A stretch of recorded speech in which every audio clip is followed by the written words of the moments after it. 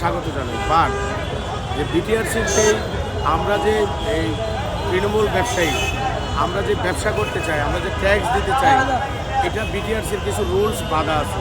এই বাধাগুলো অপসারণ চাই।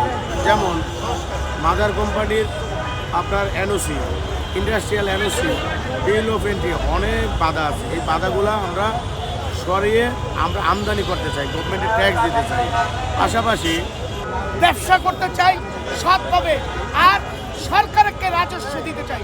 সরকার রাজস্ব অনেক পাবে যদি আমাদেরকে ট্যাক্স দিয়ে ব্যবসা করার সুযোগ দেয়।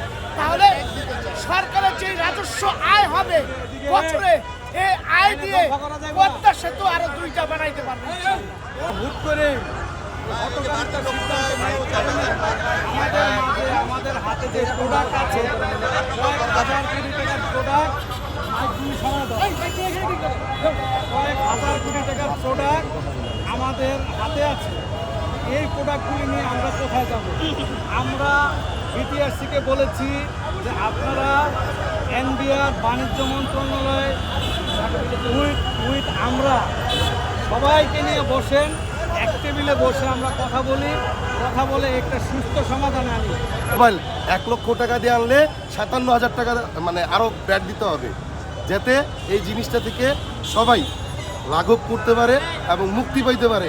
যার জন্য আমরা আজকে সবাই এই জায়গায় লক্ষ লক্ষ মানুষ একত্রে হয়েছি। সারা বাংলাদেশ আজকে একযোগে আমরা সবাই একসাথে হইয়া মানববন্ধন করতেছি শান্তিপূর্ণভাবে।